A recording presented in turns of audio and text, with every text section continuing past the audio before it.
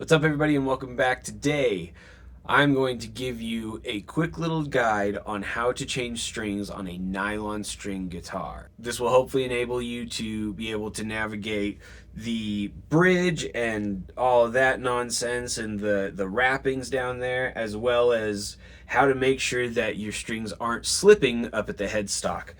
So let's dive right into it.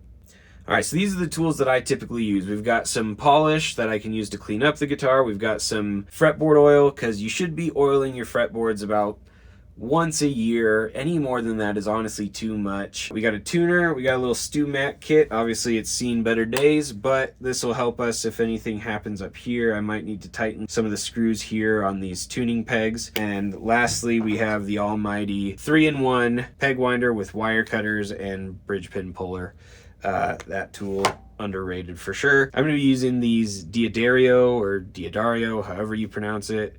They're Pro Art Series extra hard tension because I have heavy fingers. But let's go ahead and dive right into it. As you can see, what actually happened was I was trying to make a video on finger picking and I discovered that one of my strings broke. So perfect segue into this video, right? So diving right into it, we're going to take the strings off. Always loosen tension on any guitar before you start snipping strings.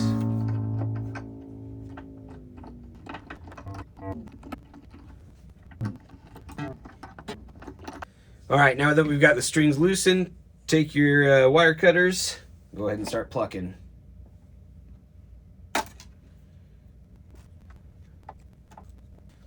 Awesome. Okay, we can go ahead and just weasel these out.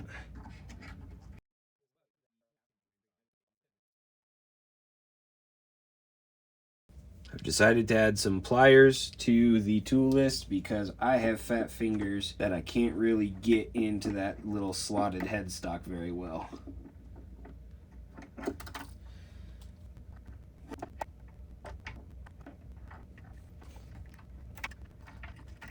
For some of you, this might seem pretty dumb to say this out loud, but anytime you bring a metal tool close to your guitar, proceed with caution. They have a tendency to nick guitars and cause little dings that you probably don't want.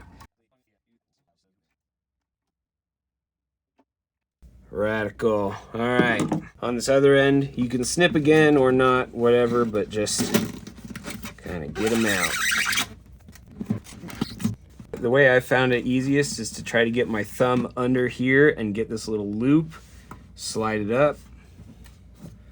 Find that you can get it out a little easier.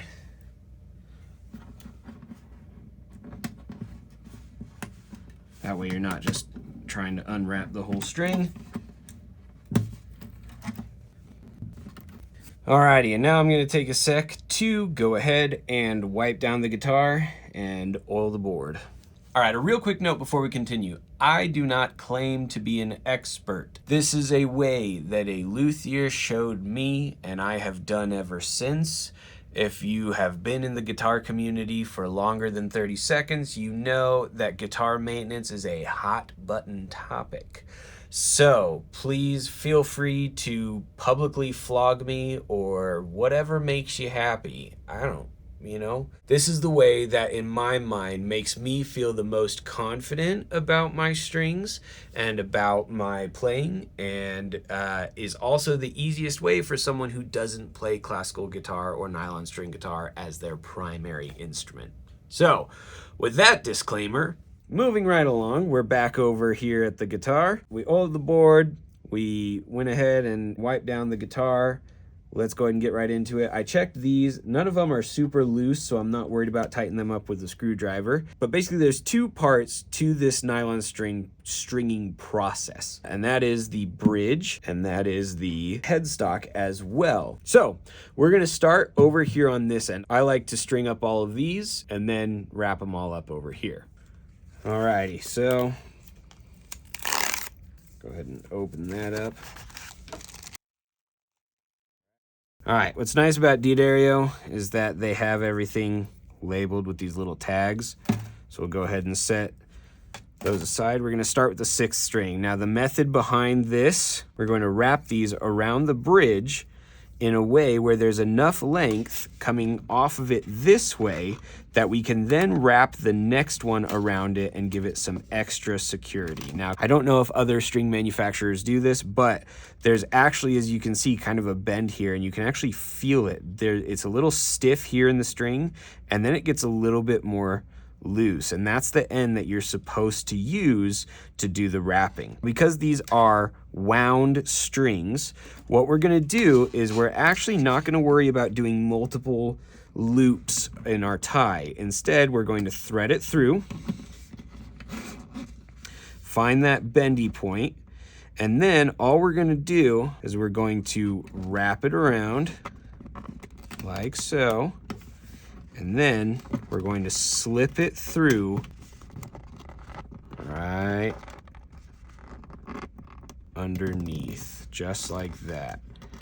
And then we can grab it with our fingers, give it a little tug, okay? And then this is the crucial point. You're gonna hold down here, kind of like when your mom would ask you to do this when she was wrapping Christmas presents, and you're gonna lift up here, and then use that to kind of cinch it down like so. We're gonna grab that and then cinch, just like that.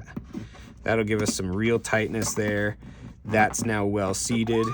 We can pull that aside and move on to the next one. And this is where it gets fun. See, 5th string, same deal, unwrap it.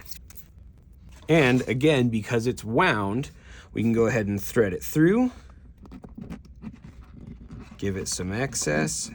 And see, this is what I was talking about, where we wrap it in a way where we're also tightening down the excess from this side.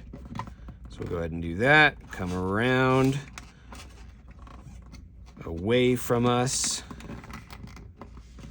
and then go under our little loop.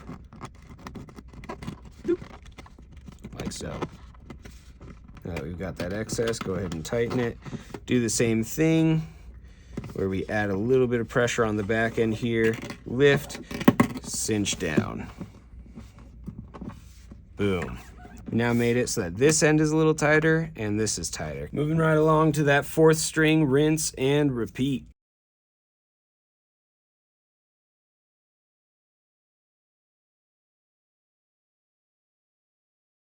Nice and tight, 5th string's underneath it. We're looking nice. Now, right now, we have a little bit more excess on that 5th string than we want, so we're actually gonna take our wire cutters and cut it. We don't need to put it under 2 strings. It's not really a concern of ours. We'll just get rid of that little excess there. Boom, done.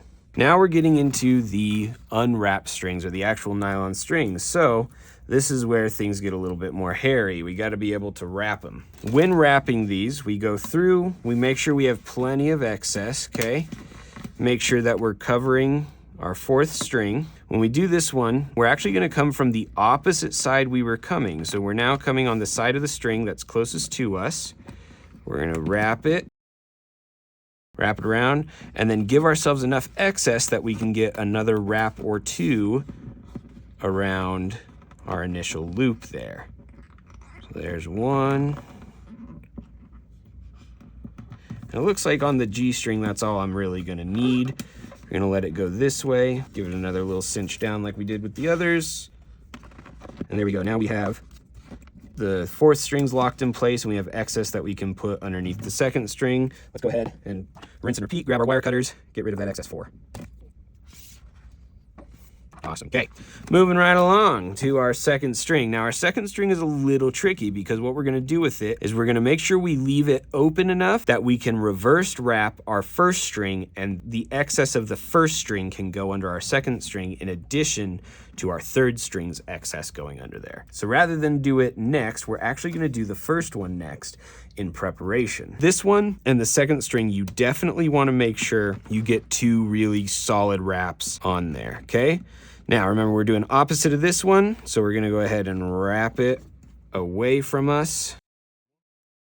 This one is the one that is most likely to slip if we wrap it incorrectly, so make sure you give yourself plenty of wraps there. Okay, we've got 2 wraps on it, as well as on the back end. Cinch it down again, and now we've got it facing this way, so that we can make sure the second string also wraps it. I've even gone as far as to stick the first string under the third string as well, since it's not done.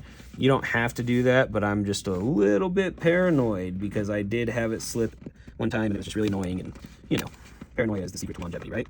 So there's that, it's through that. Tight. Okay, let's do our second.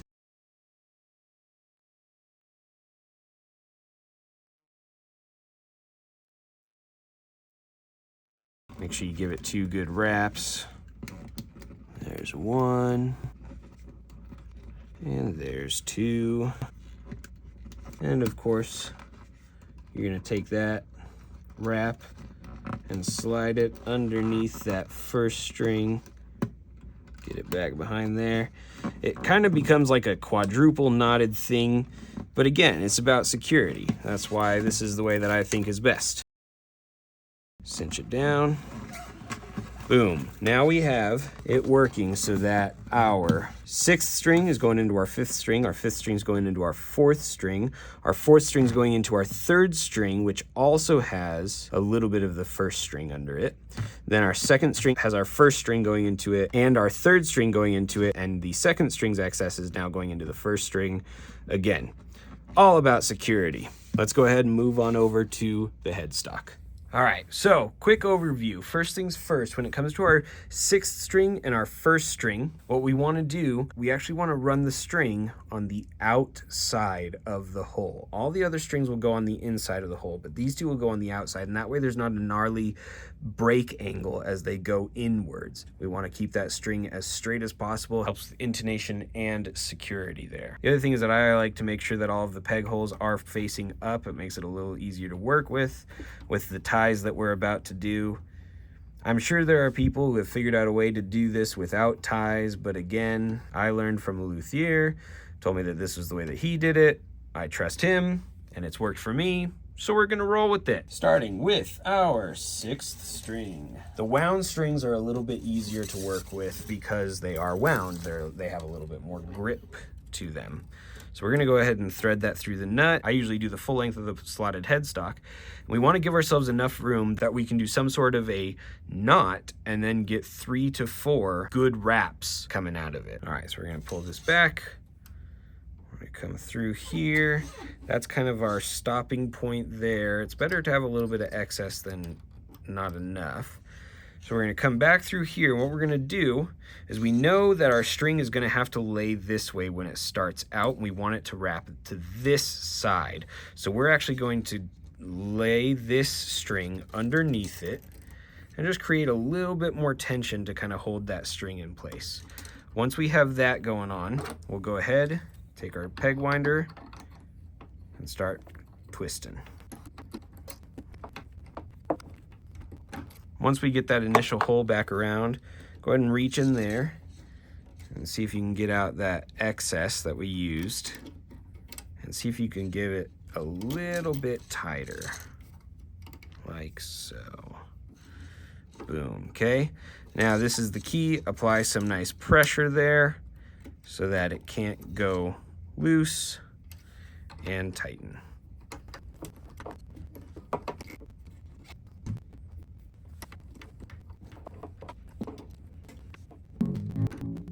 There we go. You notice we've got this nice straight line leading to it, got enough wraps that it's pretty secure. You can always, because it's nylon strings, get your nail in there and kind of scoot that over a little if you need to.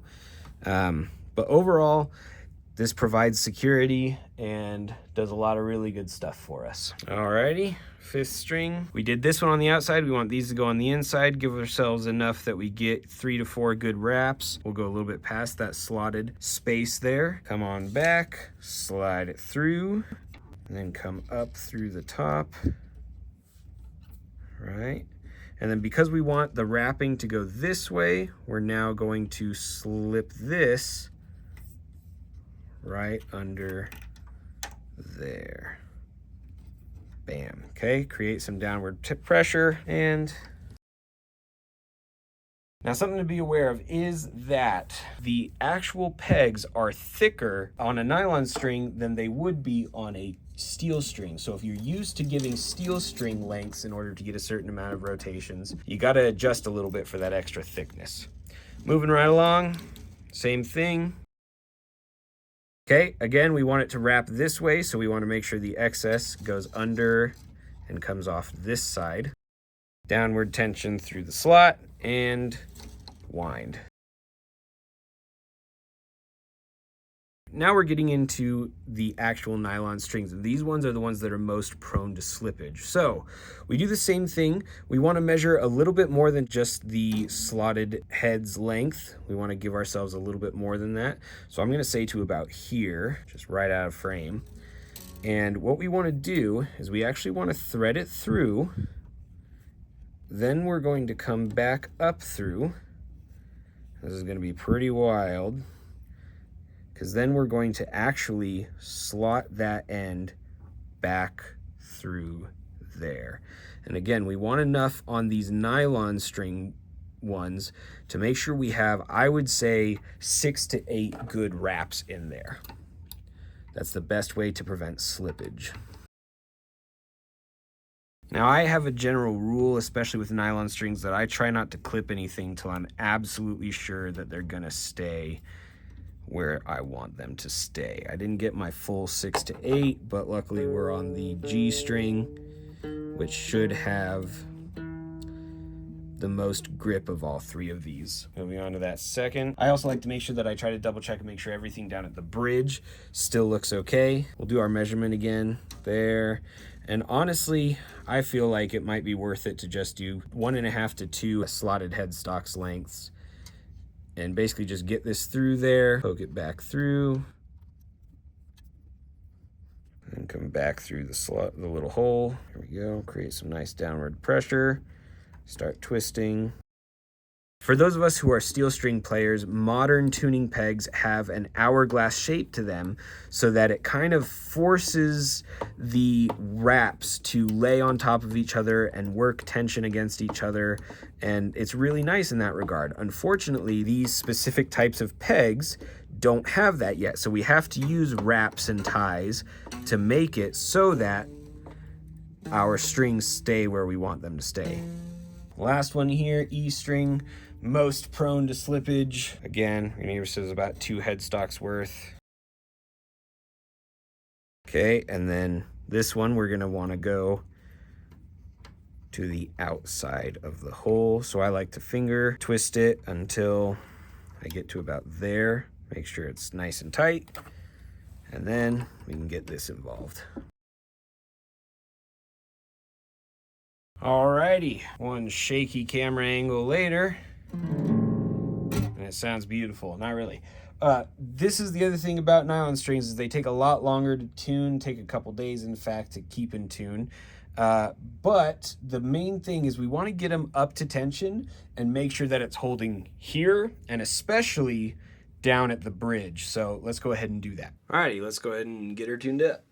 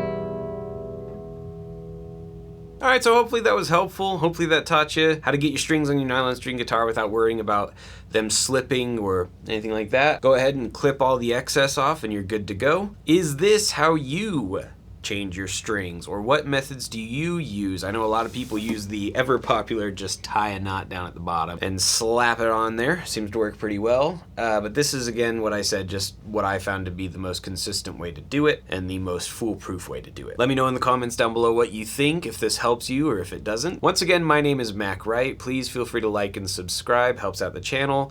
Go make someone else's day better, and we'll see you around.